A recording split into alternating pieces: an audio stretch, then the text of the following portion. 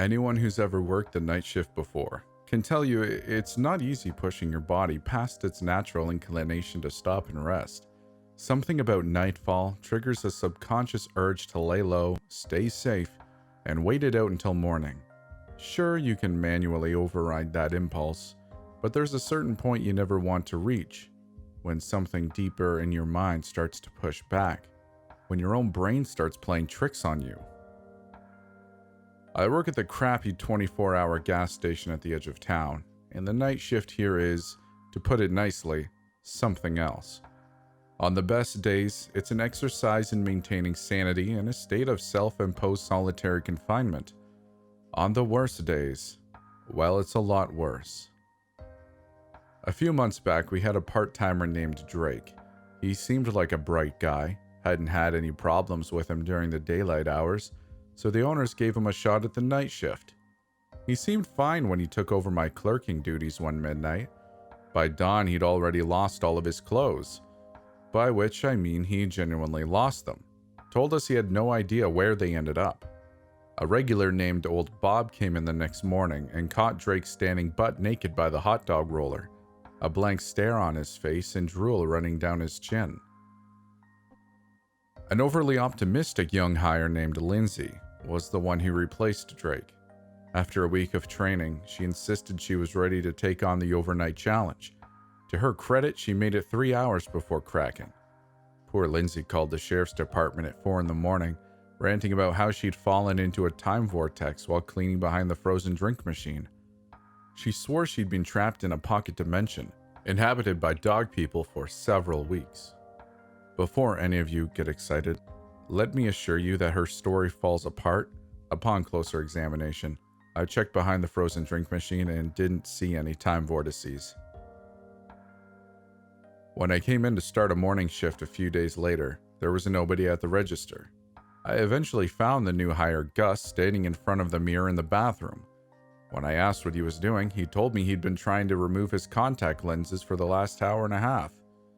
After the paramedics got him cleaned up, he came to his senses and confessed that he wasn't even wearing contact lenses. In fact, before that night, he had perfect 20/20 vision and had never used contact lenses before. I'm not sure what was more concerning, the fact that he'd permanently blinded himself in his left eye, or that thing he managed to pull out of the right one. My point is this: the night shift is no place for amateurs. It can be crazy, it can even be dangerous. The very worst cases are those where the clerk loses the battle, where they actually fall asleep on the job. I'll spare you the details, but suffice to say that it's never a good thing. We were quickly running out of employees faster than we could bring in fresh hires. Rather than cut their losses and eliminate the night shift altogether, the owners of the gas station decided to promote me to the newly created position of night shift manager. It's a fancy title, and it came with a 25-cent pay bump. But I'm not sure exactly who I'm supposedly managing, considering I'm the only one here each night. I guess it makes sense. The owners can't have employees falling asleep, and for reasons I won't go into, I don't have to worry about that. It works out fine as a temporary solution, and to be honest, I never minded the after hours. Fewer customers to deal with means less work for me. It also means fewer distractions from reading books and browsing the internet. On the other hand, it puts me at ground zero for some of the weirdest occurrences at the gas station, like the time I met the Crow. It was somewhere between way too late at night and way too early in the morning. I was sitting behind the register with a cup of coffee in front of me, and a book about vampire penguins in my hand. Don't ask. When suddenly I heard a tapping, as if someone gently rapping at the gas station door. I looked up from my book to see what the hell that noise was, but as soon as I moved, the rapping abruptly ended. The parking lot was empty, and there was nobody standing on the other side of the glass door. Well, I thought to myself, that's pretty weird, but not weird enough to warrant getting up and checking. I went back to reading, but soon again I heard a tapping, somewhat louder than before. What the hell is that? I said to nobody in particular. That's when I realized noise was coming from the other side of the store window near the booth seat, and it was getting louder, as if somebody were standing outside knocking. "Hello?" I said. The noise stopped. I went back to reading my book, but before I could find where I'd left off, the knocking started back up again. "Oh, come on." The tapping grew louder, but I stayed put. After all, the only thing dumber than sitting back and trying to ignore that mystery tapping was getting up and investigating the mystery tapping. But eventually it became unignorable, and against my better judgment, I put the book away and left my post to check and see what was going on. I was only a step from the front door when the noise stopped again. I cautiously pushed it open enough to peek out and see if I was dealing with another crazy hobo. But the moment the door opened, a crow fluttered in over my head, flapping its wings frantically and caw-screaming at me. I covered my eyes and rushed back to my spot behind the counter, the bird shrieking and grabbing at my hair the whole time. I swung at it, trying to bat it away, but it was too fast, fluttering just out of my range with each pathetic strike, then swooping back down to peck at my hair before retreating back into the air. A few panic-stricken sounds later, I was hiding underneath the counter and searching for a weapon. As the thumping in my chest slowly returned to reasonable levels, I became aware of two unsettling facts about my current situation. First, there were no weapons anywhere in range, and second, the screaming animal currently perched atop the cash register right above me was not actually saying caw. It was saying a completely different word. A word no animal outside of the human variety should ever be able to say. Amway. I sat on the floor, leaning against the wall of the counter, and focusing on the noise. There was no mistaking it. The crow was definitely saying Amway.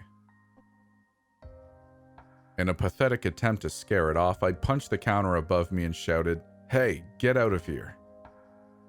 The crow responded with a squawk and then, "Amway, work from home, be your own boss." I slowly pulled myself out from under the counter, got myself upright, and reached for the phone while the jet black bird stood on the cash register and stared at me. As soon as my fingers reached the receiver, it started screaming louder and faster. "Exciting news! Join my network! Organogold is the future of coffee. It works! Infinitus for beauty." "Shut up!" I yelled. But the bird just kept screaming even louder, drowning me out and filling the room with its multi-level marketing bullcrap pitches. "Herbalife. Buy directly from the wholesaler. New skin. Stay young forever. Doctors don't want you to know the secrets of perpetual youth. Vector marketing. Cutco.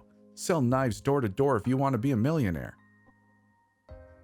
I tried dialing the number for my contact at the sheriff's department, but the crow was way too loud. Even if the call went through, I wouldn't be able to hear or talk to anyone on the other end. The crow wasn't slowing down, and it sounded like it was even taking a breath between rants. I grabbed a praline from the display on the counter and threw it at the noisy son of a bitch, but the crow hopped in the air to avoid it. "Lullaro, sell leggings from the comfort of Facebook. Get rich and make friends. Very sexy. Very cool." I put the phone down and screamed, "Those are all scams, you stupid bird." In an instant, the gas station went deathly quiet. The bird ceased its squawking and dropped onto the counter a few feet away. The only sound was the thumping in my chest. Now I finally had a moment to catch my breath and take in the situation. The crow was massive, by crow standards, I mean. Other than that, I don't really know how to describe it. He was, a crow. Black eyes, black beak, black feathers with a strange oily sheen when the light hit it just right, but other than its eerily human voice and unusually aggressive sales pitches, it wasn't all that noteworthy. This was not the first bird to get inside the gas station by a long shot. Normally, all it takes to correct that problem is patience, a ladder, an extension cord, and a shop vac. But something told me this case wasn't going to be so simple. In fact, as we stared at one another, I couldn't help but feel like the crow was studying me, coming up with some kind of nefarious plan. I kept my movements slow and deliberate. The last thing I wanted was to spook the bird and set it off again. It watched as I picked up the receiver, cradled it under my ear, and dialed Deputy Love's personal number. We maintained eye contact as the phone rang, and rang, and rang. After about 20 seconds of ringing, I was starting to wonder why the voicemail hadn't taken over yet. Finally, the ringing stopped and a tired voice said, "Hello? Deputy Love?" "Yeah." "Hey, it's Jack from the gas station." "I know who you are. You're the only one that would be calling me at... Wait. What time is it? Damn, Jack.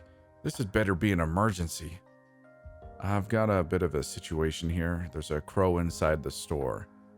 And it's talking." And I'm sorry, maybe you didn't hear me. I said there's a talking crow inside the gas station." "So? He's talking in English." "Did you really call me for this? Jack, let me remind you about the rules of our relationship. If it's not life-threatening, I don't care. Crows can talk. They're like parrots. Call animal control in the morning and don't go near it. I assure you it's more afraid of you than you are of it. Now leave me alone. Don't call me back unless someone's dead or dying." With that, he abruptly hung up on me. I stared at the receiver as the crow squawked. "What did he say?" "He says crows can talk," I answered. "Well, that's a relief," squawked the crow. "Hang on," I said. "Something about this doesn't feel right." I reached for my backpack under the cigarette case and pulled out my laptop. A minute later, I had set it up and connected to the internet. The crow bounced up on the counter and over to the side of the keyboard. It looked at the pictures of crows on the screen and squawked. "What does it say about me?" "It says Deputy Love was right. Some crows can imitate humans. It also says crows are extremely intelligent." "Cool," squawked the crow. No, I said. "This isn't right. The experts say crows can imitate voices." The crow bristled and asked, "So? So you're obviously not imitating someone. We're literally having a conversation right now." "Are we? Aren't we? How do you know I'm not just repeating a series of very specific phrases I've learned over the years?" We stared at one another for a moment longer. I tried not to blink, but eventually my eyes began to sting and I caved. The second my eyelids closed, the crow squawked loudly, flapping its massive wings, and landed on top of my laptop screen, riding it down as it snapped shut in front of me. "Hey," I yelled. "What's your problem?" "Listen up," the crow said. Its voice was different. No longer a squawk. Now, somehow, he'd evolved into a smooth whisper like that of a dealer in a dark alley. "I'll be honest with you, Jack. All that pyramid scheme stuff, it was just a ruse. I wanted to test your reaction, see if you were the gullible sort. I'm happy to say you passed. You're just as clever as I suspected." "What are you talking about?" I asked. "I need a favor from you, a big one. I'm willing to pay for it." I shook my head. "I don't use crow money. Is that even a thing? Crow money? I can make it worth your while. Trust me, I have skills. We can trade favor for favor." Right then, the front door swung open. Mr. Crow had me so distracted I didn't even realize that a truck had pulled into the parking lot, and a real human customer was about to require my attention. The crow flew back to a spot on top of the cash register and sulked as the young man in the camo jacket walked inside and threw me a, "Hey, you Jack." Only then did I realize my mistake. This was not a customer. This was just another inconvenience. One of the locals with the distinct honor of gracing our "do not serve these people" wall of shame. He walked up to the counter, pointed at the display behind me and said, "Pack of Skol Original, please." I took a deep breath. "What are you doing, Travis? You know you're banned for life." "What?" Travis asked with a confused head shake. "Still?" "Yes, still. Always." "All right, well, in that case, just give me a pack of Marlboro Reds." "I can't. You're banned." "Hey, what's with the bird?" Travis gave the crow a come-at-me face. Oh, he talks. Cool, Polly want a cracker? The crow squawked. Screw you. Travis went red in the face. Screw me? Up yours, bird. The crow shot back in a deep voice. Your mother sucks dick in hell. The hell you just say to me, you cricket-eating no-armed douchebag? Travis took a step towards the animal, but the crow reacted by going airborne, flapping its wings and emitting a deafening sound like 100 car alarms going off at once. It flew towards the man with its talons extended at eye level. Travis spun around and screamed incoherently while racing out the door. As soon as it had shut behind him, the crow went silent and landed on the counter. I snapped a couple times next to each ear just to make sure I hadn't gone deaf from the explosive crow noise, then asked, "What the hell was that?" "What?" the crow asked defensively. That gentleman clearly didn't understand that he'd outworn his welcome. You were having trouble communicating this. No need to thank me. I wasn't planning on it. Great. So, listen, I was sort of in the middle of something when you showed up. What's it going to take to get you to leave me alone? The crow hopped over to the edge of the counter in front of me, looked to both sides like it was checking to make sure we were still alone, and whispered, "I need you to kill a cat." There's an expression in French called l'appel du vide that refers to a short burst of subconscious desire to do something absolutely crazy and irrational. If you've ever leaned over a building's ledge and thought for one brief second, I could jump right now, that's l'appel du vide. As I looked at the animal in front of my face, I had a sinister thought pop into my mind. From this close, I could easily reach out and grab the crow by the neck before it had any time to escape. Was it testing me? Or was it showing off how little of a threat it considered me to be? I dismayed the crazy thought, then took the next one in line. Wait, a cat? Like, any cat? And why? Also, no. There's a specific cat that's been harassing me for the last couple weeks. He's a real pain in the cloaca. I need you to off him for me. In exchange, I'll take care of an enemy for you, anyone you want. Seems to me your life might be a little easier if that Travis guy weren't around anymore. Why do you need me to kill a cat? You seem more than capable of doing it yourself. Of course I am, the crow laughed. As in, it genuinely let out a loud human guffaw that lasted all of 5 seconds. Have you ever seen Alfred Hitchcock's Strangers on a Train? Have you? I'm a crow, Jack. Of course I've seen it. Oh, okay. Here's the deal. My girlfriend loves this cat. She considers him her pet. And she's smart. If I kill him, she'll figure out and never forgive me. No, I can't risk that. I need a rock-solid alibi. That's where you come in. If you were the one to kill him, she'd never know I was involved. Then I can take care of someone of your choosing, and nobody will ever trace it back to you. No one could ever link us. We don't hang out in the same social circles, we're not friends. We're not even the same species. We're just strangers on a train. I think I liked you better when you were pushing scams. The crow's head spun around almost 180 degrees, aiming at something on the other side of the store by the boiled peanuts. Be silent, human. You hear that? It asked in another brand new voice. This one sounding suspiciously like Arnold Schwarzenegger. No, hear what? It left from the counter and dive-bombed towards the other end of the room, swooping around a grocery aisle and disappearing from view. For the next minute, I didn't see or hear anything. It was enough time for me to truly reflect on the absurdity of this situation.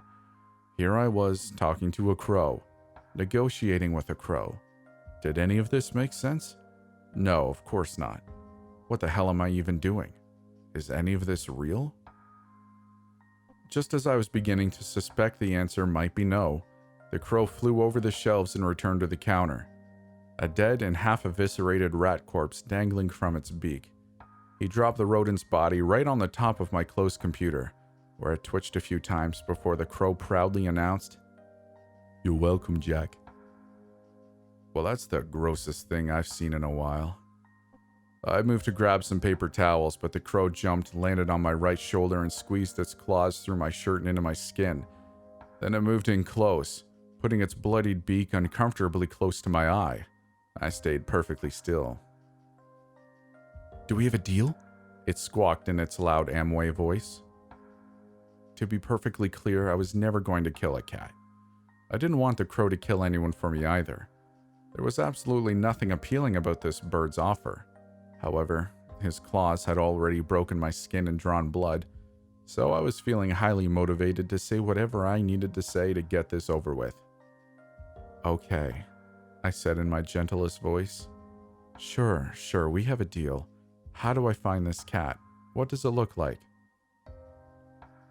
A surge of pain shot through my shoulder as the bird released its death grip. Its wings smacked me in the eye and it took flight, landing atop the cash register once again, while blood slowly soaked into the shoulder of my riddled shirt. Get a pen and write this down, he barked. His name is JP, his last name is Maroney, he lives at 534 2nd Street. I opened the drawer where we kept stationery supplies and grabbed a pen and paper, but I could sense that something wasn't quite right. Wait, this cat has a name? Yeah, he works at the high school and he lives alone. The best times to off him are evenings and weekends, but you'll have to be careful. He has a watchdog named Max you might need to kill or drug first. He's allergic to peanuts and keeps an EpiPen. Wait, I interrupted. You're talking about Coach Maroney from the high school. That's the one. But Coach Maroney is a human. I'm well aware of the fact. You said you wanted me to kill a cat that was harassing you. That cat has been harassing me, Daddy-O. We stared at one another as the awkward realization fell into place for both of us. I realized that he was using outdated slang this whole time and expected me to commit literal human-on-human murder. He realized that I was actually notably hesitant about the idea of killing a literal cat.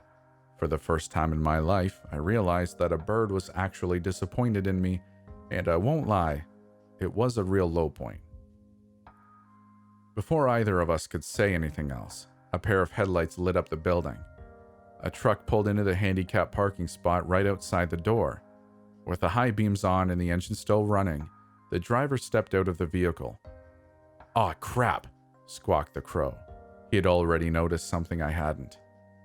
I couldn't even get out a question before he jumped off the cash register and flew away, landing atop the cold drink case as the door swung open. Soon, I understood why the crow was spooked. It could have been the pantyhose mask the man was wearing around his face, or it could have been the pistol in his hand, which was now pointed at my face.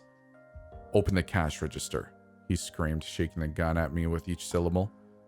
Okay, I said softly and slowly, trying to keep the man calm.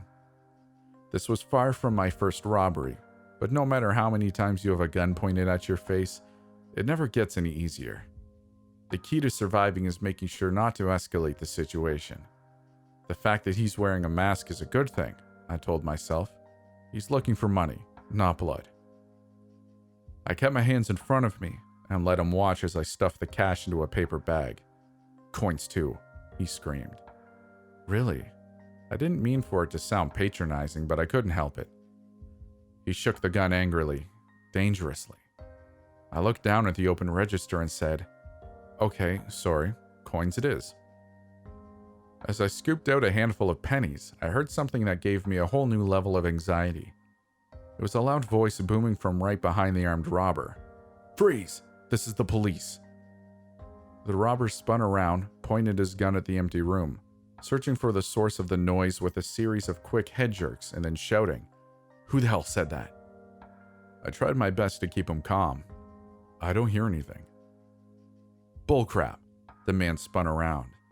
Before I knew what was happening, he'd already reached across the counter with his free hand, grabbed me by the collar, and pulled me halfway over to meet his gun. He pushed the barrel hard enough against my temple to leave a bruise and shouted into my face, "Who the hell else is in here right now?" I couldn't decide between nobody or I don't know, and in the panic of the circumstances, my brain combined them both and I stammered, "I don't nobody." A growling voice filled the air. I'm your worst nightmare.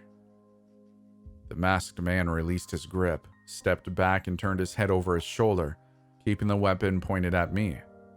For the briefest of moments, I felt another l'appel du vide. I could probably get the gun away from him if I...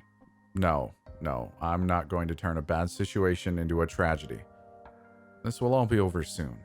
We just need to make sure that nothing else crazy happens. Right about then, something else crazy happened.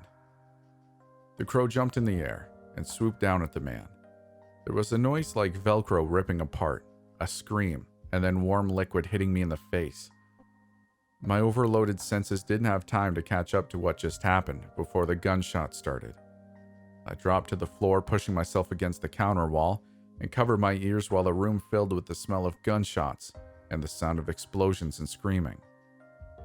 It may have only lasted a few seconds, but it felt like hours. When it was done, all I could hear was the man wailing in pain and fury. My eye! I got my eye! I don't know what possessed me to climb back up from my hiding space. Perhaps it was the mixture of curiosity and situational madness, but a moment later I was peeking over the counter to see what had happened.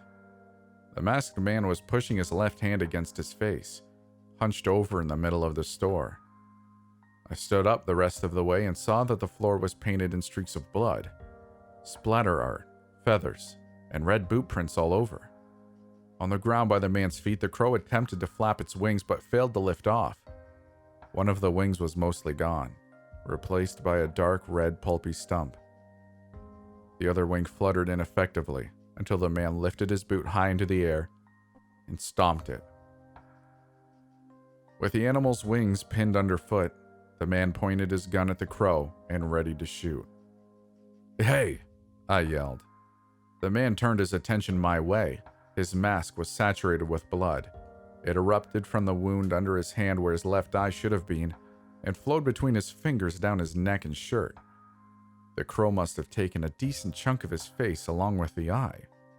Now the man wanted revenge. I couldn't blame him, but I also couldn't stand back and do nothing. I grabbed the paper bag, tossed it at his feet and yelled, "Take the money and go." The man didn't even hesitate before aiming the gun at me and pulling the trigger. I squeezed my eyes shut and braced myself, but nothing happened other than the sound of a harmless click. He'd already fired his entire load. When I reopened my eyes, the man was racing over to the bag of money. As he bent down to grab it, the crow released a blood-curdling caw, caw, caw, nearly as loud as the gunshots themselves.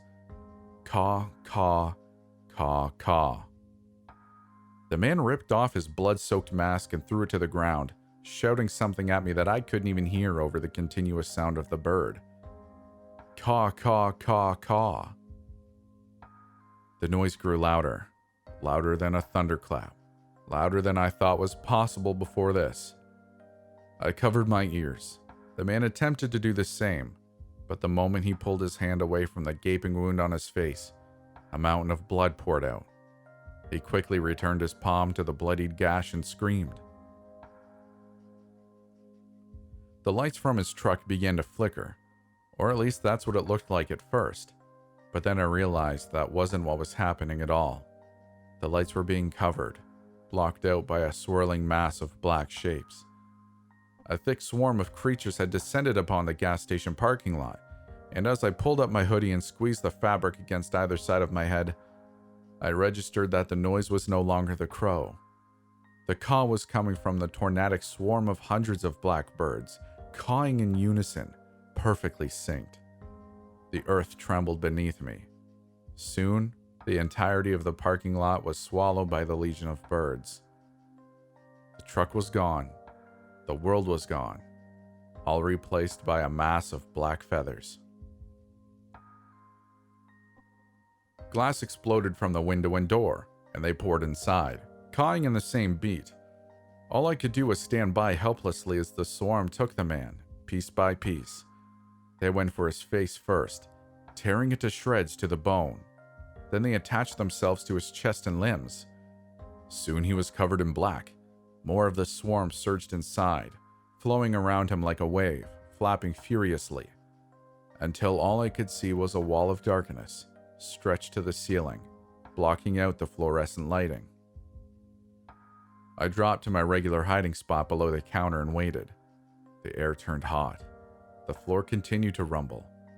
The counter walls vibrated around me. Even though I couldn't see anything, it felt right to close my eyes. And then, after a few moments, it was over. The lights were back on. The world was normal. No noise but the ringing in my ears. And I was lying in the fetal position counting my breaths and wondering why I was still alive. The thought occurred to me. A thought that was all at once terrifying and comforting. Maybe it didn't really happen. I'd been working a lot lately. I'd been pushing myself. It was well within the realm of possibility that I'd imagined everything. That sure would make a lot more sense than a bird who spoke English and watched Alfred Hitchcock. In fact, if I were being brutally honest with myself, there was an unignorable part of me that knew the world would be better off without Coach Maroney in it.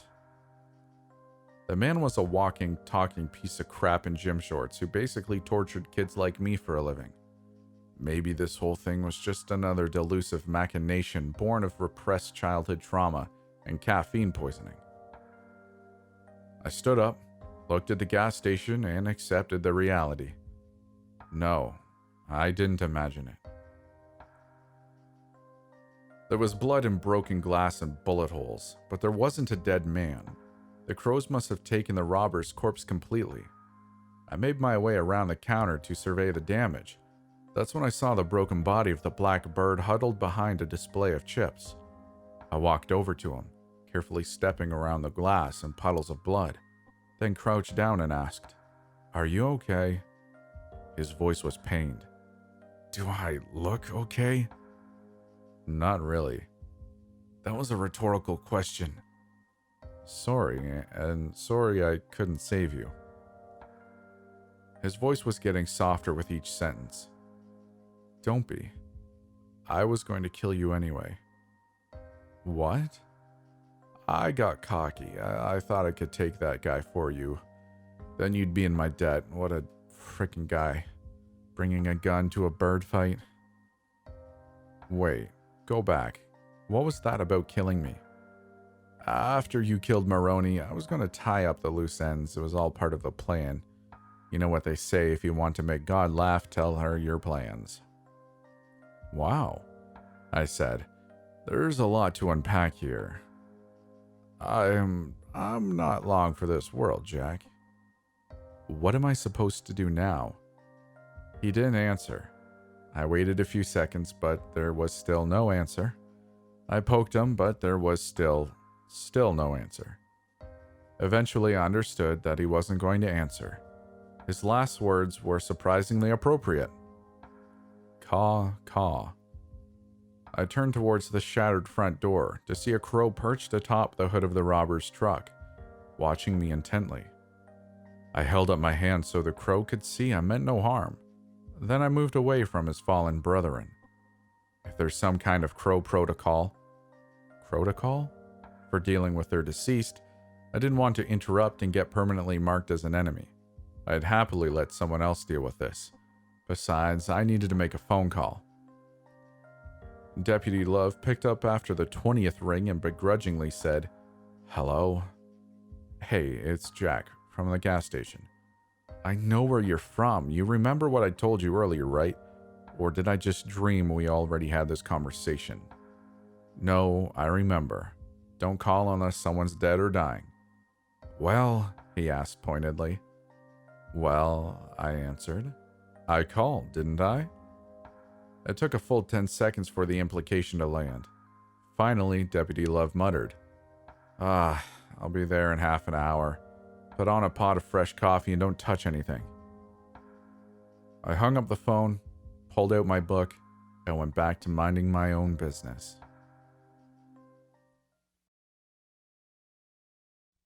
Thank you for making it this far. I hope you enjoyed the video. I just wanted to quickly let you know about a couple things I have going on. I have an Instagram where I post more personal things about who I am. It isn't just all creepy stuff. You can find me at Stories After Midnight. I also have a Twitter where I mainly retweet and like things I find interesting. The handle for that is in the description, but it is S_A_midnight.